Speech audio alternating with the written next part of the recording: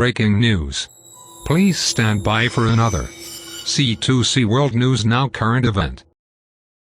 Hello, today is Sunday, and this is the 9th day of October 2016. There's several personnel still processing the scene. The majority of our answers to what occurred is at the scene. It's going to come down to the investigators interpreting the scene to give us a better understanding how things unfolded. So at this time, I'm going to turn it over to Sheriff Stan Sniff.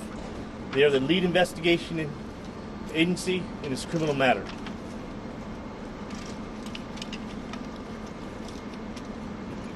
Thank you. I'm Riverside County Sheriff Stan Sniff, and it's an honor to stand beside the men and women of Palm Springs Police Department here this morning. Very tragic occurrence from yesterday. I think all of us, it goes without saying, regardless of what color our uniform is, what patch we wear, or what the shape of our badge, it impacts every single one of us when we end up having officers killed in the line of duty, protecting and serving throughout our communities. So we join with all the members of the police department, but certainly all the community residents that treasure their police department and see this as a tremendous loss. I think all of us understand fully when somebody is so committed that they can end up killing a police officer, a deputy sheriff, or a highway patrolman, they're a very, very great danger to every community and every member of those communities. Our response yesterday as part of the state mutual aid system was kind of multifold.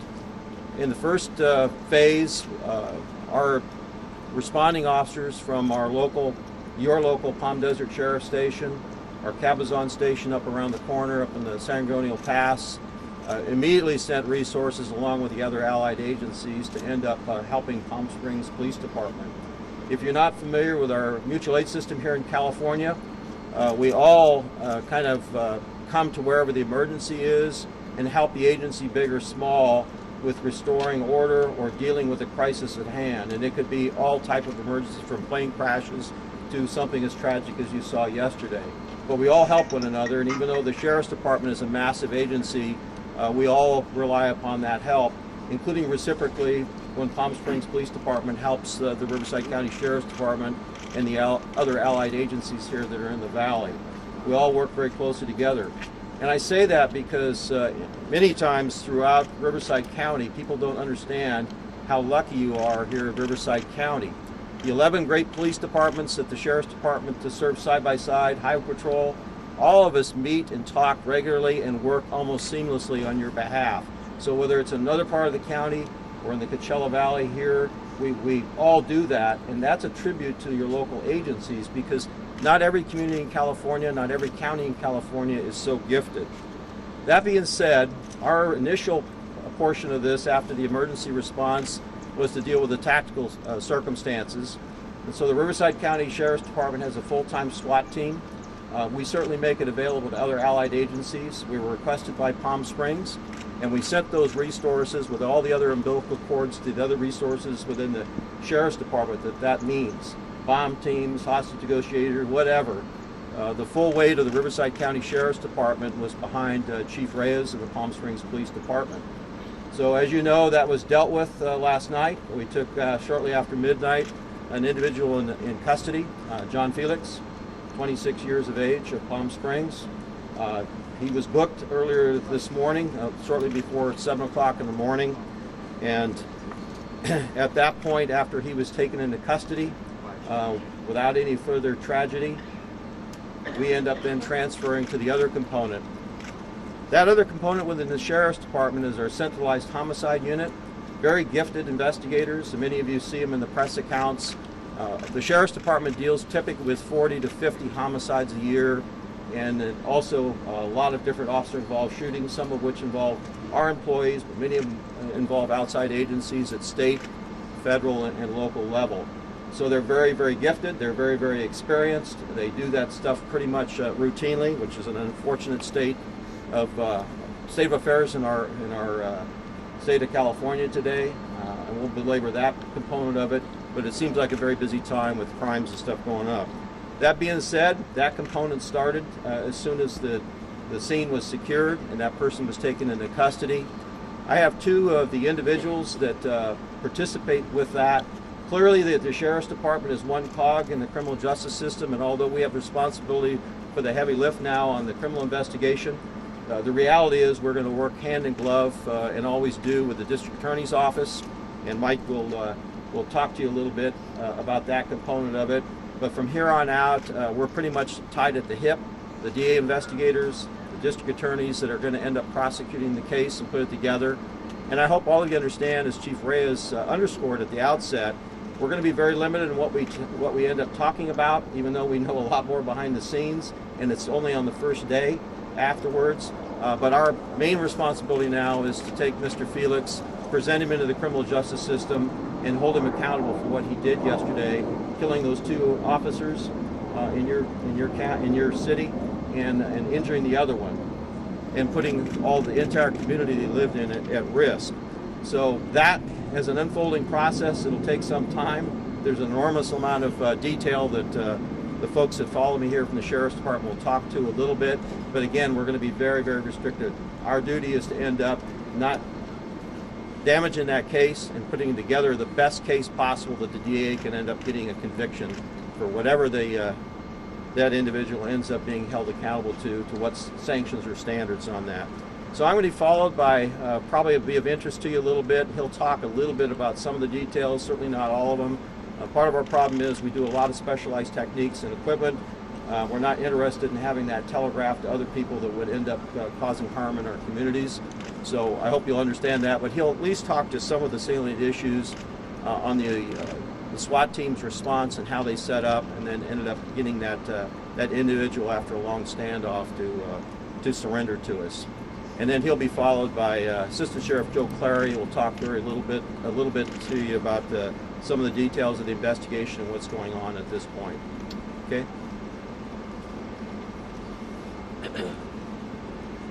Good morning. My name is Ray Wood, Chief Deputy with the Riverside County Sheriff's Department. Spelling on the last name is W-O-O-D. I'm going to talk to you a little bit about the SWAT portion of last evening and the apprehension of the suspect. Following my comments, I will turn it over to Assistant Sheriff Joseph Cleary. Following the request from the Palm Springs Police Department last evening at about 4 o'clock for Riverside County Sheriff's SWAT resources, our team responded, arrived at the scene shortly after 5 p.m. last night, and we began establishing a complete SWAT perimeter. Once we had that perimeter established, we relieved all patrol personnel, and we began our attempts to make contact with the suspect who we believed was barricaded inside the residence. Those attempts went on for several hours. We got no response from the suspect, but we continued to believe he was inside. During our attempts to establish contact, we utilized all of our mechanical means to pinpoint the suspect's location inside the residence. We were unsuccessful. We continued to believe that he was inside, failing to establish communications, exhausting all of our resources to pinpoint his location in the residence, we deployed chemical agents into the residence. Almost immediately, after introducing chemical agents inside the residence, the suspect emerged out the back door. After stepping out, we had perimeter SWAT units make contact with him, give him commands to comply and surrender. The gentleman did not. We had to utilize some less lethal munitions to subdue him and to get him to comply. And shortly thereafter, we had the suspect in custody. When he emerged, he was wearing soft body armor, and he had a number of high-capacity magazines on his person. Following him being apprehended, we then turned him over to Centralized Homicide Unit personnel for processing. So that is the extent of the SWAT involvement. Thank you very much.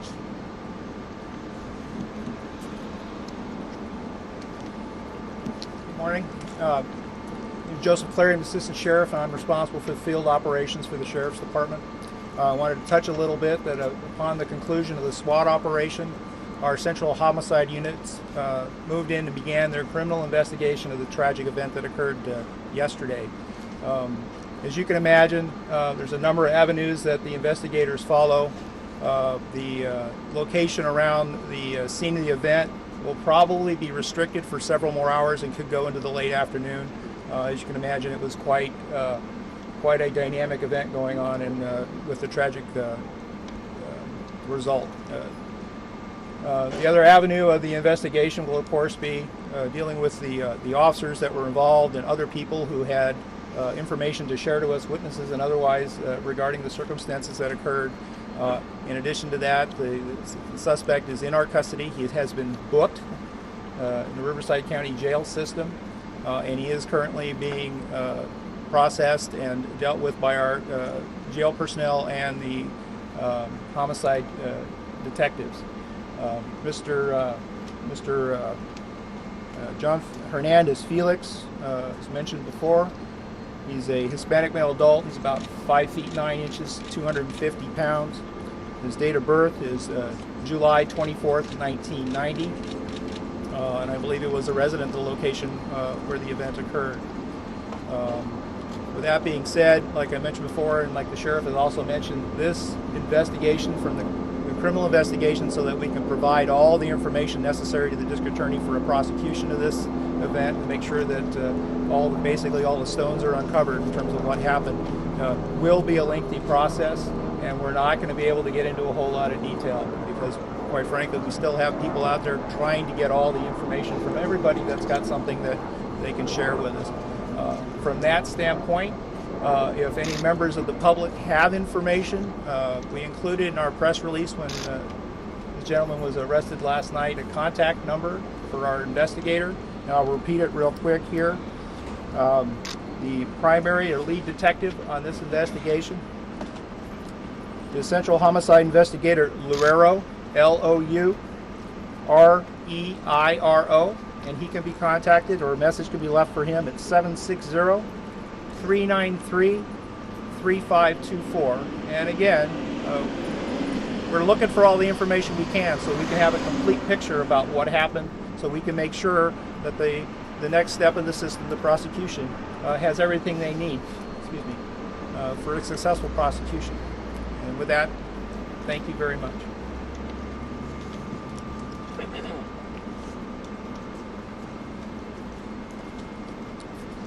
Good morning, my name is Mike Hestron, Riverside County District Attorney.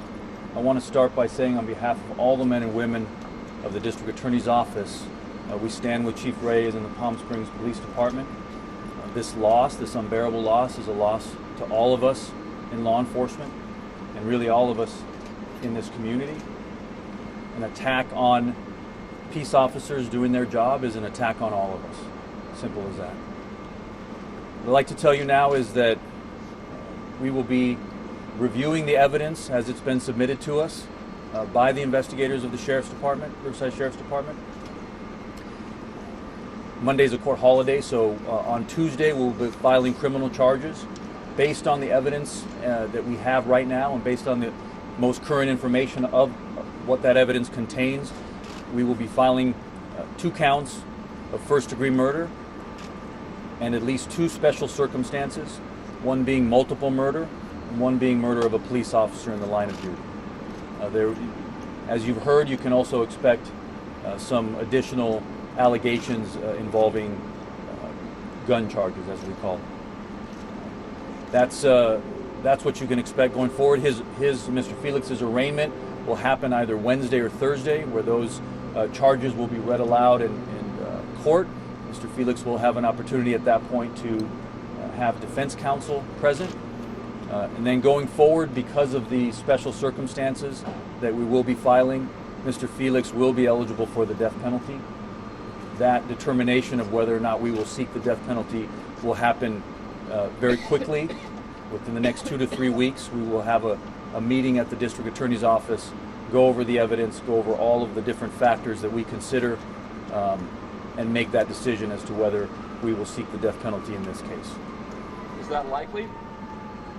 You know, we have a process, and I'm going to stick with the process. I will tell you that I consider a brutal murder of a police officer to be a very heinous crime, so I'll leave it at that.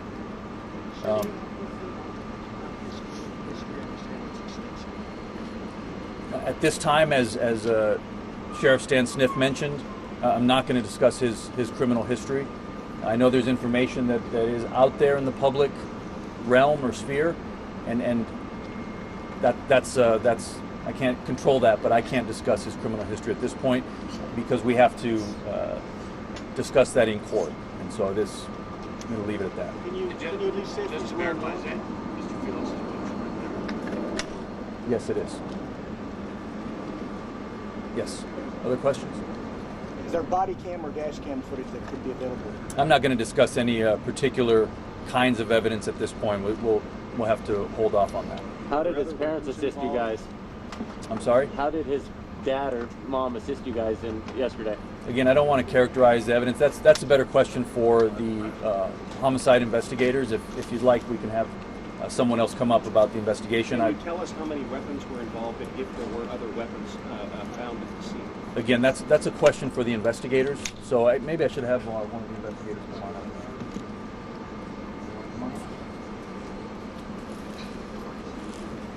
up. At this point in time, it is very premature for us to be talking about all the details of the investigation. It is so early into our opportunity to get in there and basically see what's going on and gather all that stuff. There will be opportunities, I'm sure, in the future for us to provide that information, but right now it is still way early.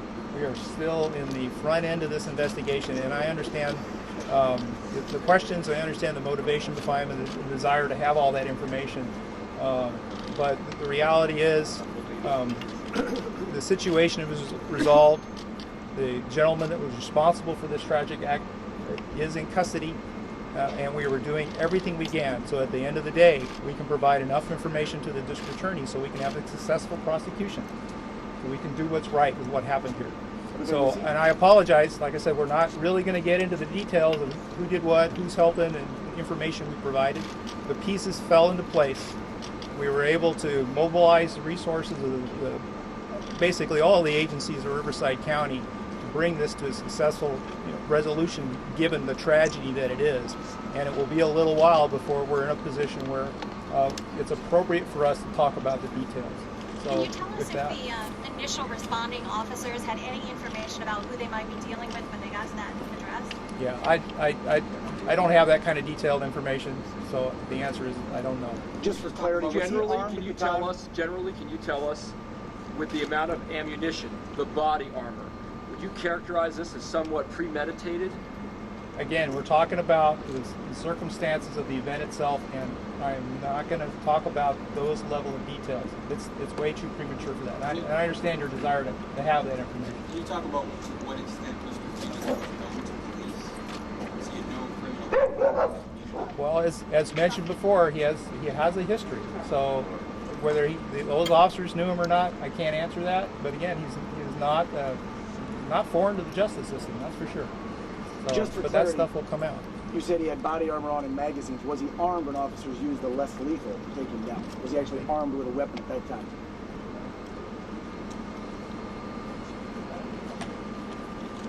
When we took him into custody, he was not armed. No, he did not have a weapon on him when we did take him into custody.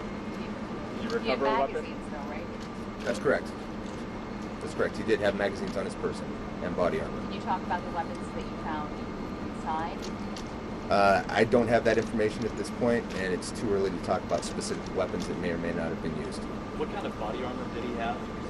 From what I understand, it was just soft, concealable body armor, and I don't have any further specifics on that. Is that distinct from a police or military grade? Whether it was law enforcement or military grade, I'm not sure at this point. It was just visible. It was on the outer clothing, so we had a visual of it. Did your people proceed on the assumption that you knew you were there, or did you have to make contact with there was no contact? Well, we attempted for several hours. I mean, many attempts to establish communication with them. There was no secret. We weren't operating covertly. We made PA attempts. We used a number of tools at our disposal to let him know that we were out there. So there was no mistaking that we were present. But you never got it? No response. Absolutely not. Can you tell the community, the neighbors, have you been able to tell them that they're safe now? Is the neighborhood secure? I'm going to defer to Chief Reyes for that, since it's the city of Palm Springs. You know, as you might imagine, during the first 10, 12 hours of a very tragic event such as this, our resources are depleted tremendously. We're now at a stage where we have enough support from the allied agencies to allow us as a police department to better communicate with our community at large. You will see many more updates to the community via our various social media platforms, as well as you all media personnel. Chief, can you tell us what condition the wounded officer is in? The wounded officer is alert. He's cooperating with investigators, providing very detailed statements. He's of sound mind, and we're grateful that there's a high likelihood of him being released from the hospital within the next few hours. How are the families of the victims holding up?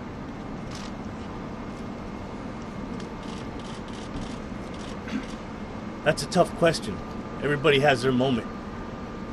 Some are strong one second, and some are broken the next. So we just got to understand, like any of you, that everybody has their moment. We will support them throughout this entire process and stay by their side. We have a number of counselors coming in at various times for the rest of the week, if not longer, made available to the entire family, to our community members, and anybody that feels they were affected by this tragedy will be welcome into our home here to talk to counselors. Chief, Dan Ball with KMR News, local NBC. What can we do locally, the citizen, the local media, to help the police force, the grieving families? Is there a benevolent fund? Is there something set up that we can help? Here's what you can do locally. Understand Palm Springs is unique in that we have 42 organized neighborhoods. Every single neighborhood has an officer as a liaison, a sergeant, and a manager. So they become very personable. They know our officers by first name. They often visit. Now is the time that I ask you as a community to show your support for what our officers do day in and day out, and for the support that we have from all allied agencies. So just your mere thank yous, your social media platforms reaching out to us, our officers see that, they feed off of that. It gives them strength to press forward and go out and answer the next call. Chief, can you say anything about how you were told to the scene 911 call, or whether they were aware that they were walking into the officers? Are you asking how I was personally called, or how the call? We just don't know how that went down. I'm not going to address anything in regards to how the call occurred, what information was obtained. This entire criminal investigation has been turned over to the Central Homicide Unit of the Riverside County Sheriff's Department, and I'm going to respect them and how they handle such an investigation. They do a wonderful job, as the sheriff stated, very experienced. I am confident that they will do a very thorough investigation and present a very thorough investigation for DA Mike Hester to take into consideration. Chief, Can you, I know you're not probably minded about handicapped, can you talk about the actual disturbance call?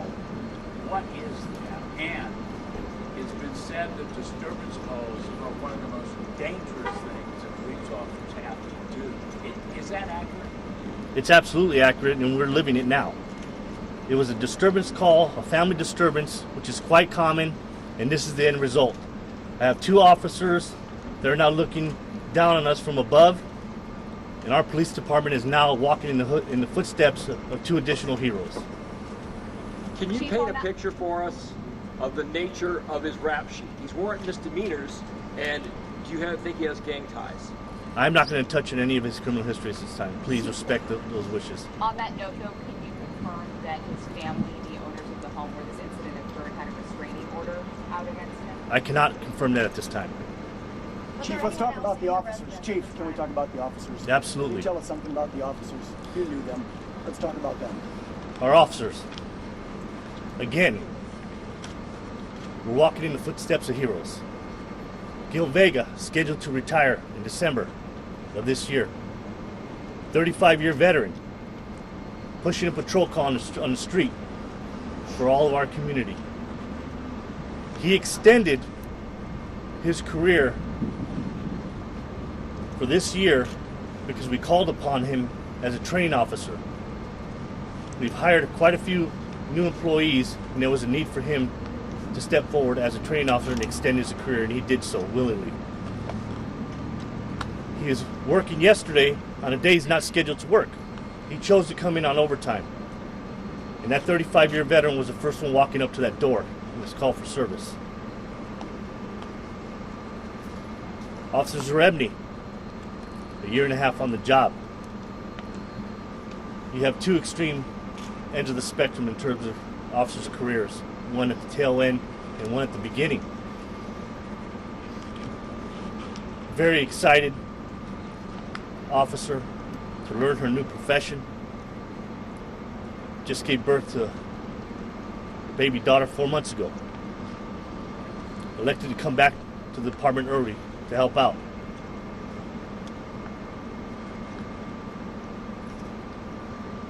And to see her laying down with her eyes open, and to witness her husband in full Riverside County Sheriff's uniform, because he's a deputy sheriff, kiss her on the forehead for the last time. It's tough. And we're going to rely on all of you to help us through this.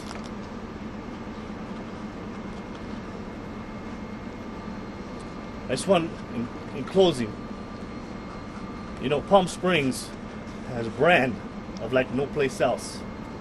You're going to witness firsthand how this community is like no place else. And it's going to start at 5 p.m. today, a candlelight vigil, right here in front of our police department, and watch the outpouring of our community.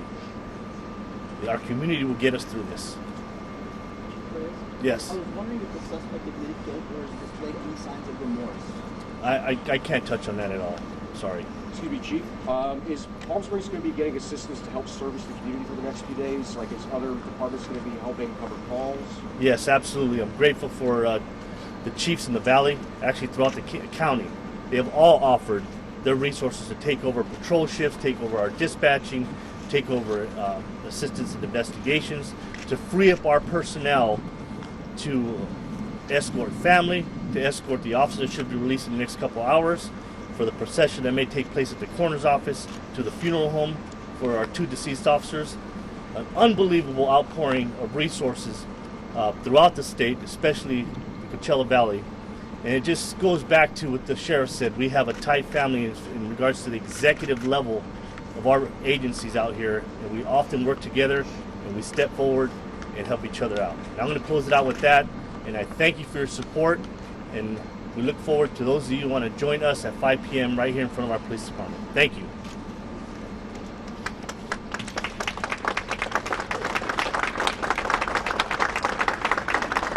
This has been a C2C World News Now current event. Stay safe, everyone.